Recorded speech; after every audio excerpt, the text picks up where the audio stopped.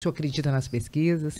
Acreditar em pesquisa, hoje em dia, é mais ou menos como acreditar em Papai Noel, né? Papai Noel, estou vendo aqui vermelho aqui, existe aquela meinha dele, né, que ele deixa lá no pó de casa, mas eu duvido das pesquisas, né? Você falou em Belo Horizonte, é um caso de um deputado estadual que era candidato a prefeito, né? Disputando até com outro deputado estadual, muito conhecido de vocês, ele ficou em quarto lugar a pesquisa inteira, e o outro em segundo lugar.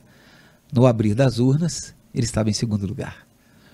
Então, é difícil você acreditar em todas as pesquisas. Ela pode mostrar um momento ali, uma região. Então, pega-se uma região, pega-se um momento e faz-se uma pesquisa. Então, eu tenho algumas, alguns desafios nesse sentido, né? Bolsonaro não ganhava de ninguém no segundo turno. Não ganharia de ninguém na eleição passada. Então, está acontecendo a mesma coisa. E hoje, corre-se o risco de se ver que Bolsonaro ganhará no primeiro turno.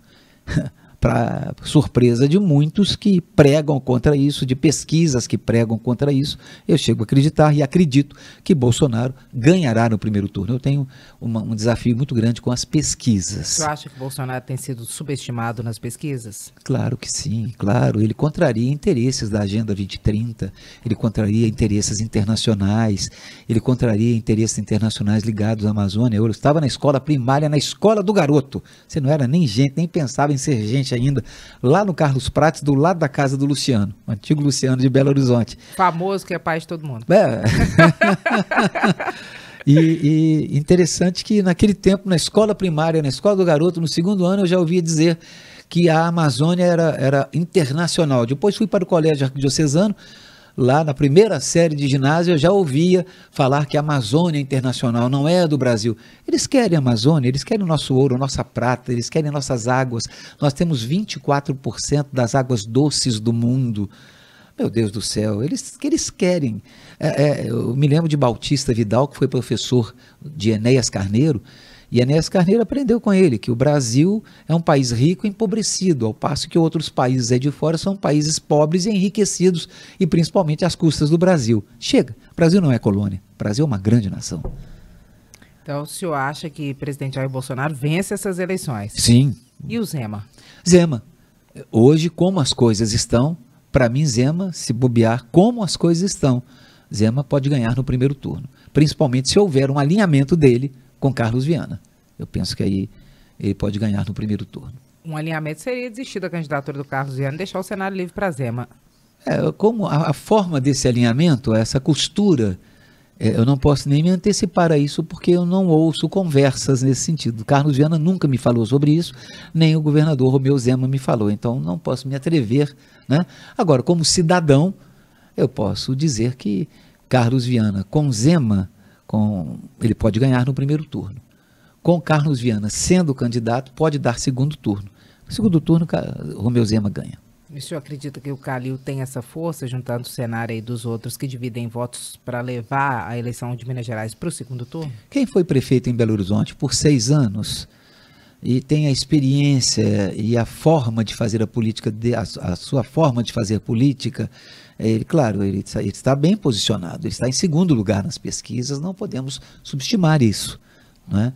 Mas Romeu Zema, para mim, tem um cabedal muito melhor, muito mais seguro, gera mais confiança, apesar de ter problemas sérios com parte do eleitorado, principalmente do funcionalismo, porque ele pegou o Estado falido, solapado pelo governo anterior. O governo anterior fez coisas assim que o próprio inimigo, aquele do mal, não acredita. Então, Zema, para corrigir isso, foi muito difícil. Então, está sendo difícil e, claro, o Estado tem certos desafios nesse sentido. E ele tem já também aquela política do Estado mínimo, que é o novo. O novo sim, faz uma direita para valer. O senhor concorda? Concordo em parte e discordo em parte. Eu não concordo em tudo. O que eu concordo é a direita que nós fazemos com o presidente Jair Messias Bolsonaro. Que isso você definiria como?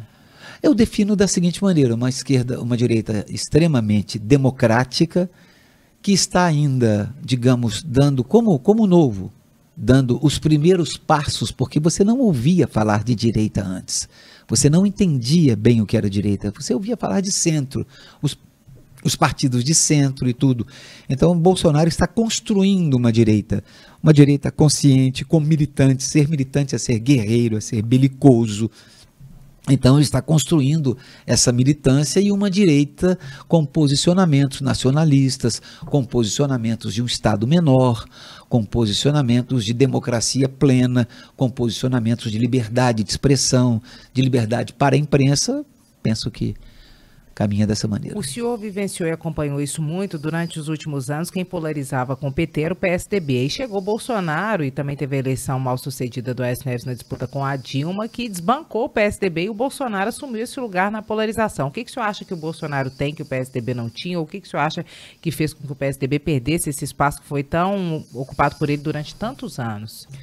Talvez a melhor definição que eu particularmente tenha, não como verdade absoluta, o PSDB se assustou. Ele se assustou com uma derrota inesperada. E ele perdeu exatamente em Minas Gerais. Ali, ele perdeu as eleições. Não por causa dele, mas por causa da influência de São Paulo. A minha avaliação pessoal. Não responsabilizo ninguém. Então, Aécio Neves seria o presidente da República. Com isso, o PSDB parou um pouco no tempo, se assustou. O PSDB se assustou. Com isso, o PSDB também não se renovou. Ele precisa se renovar. Nós envelhecemos.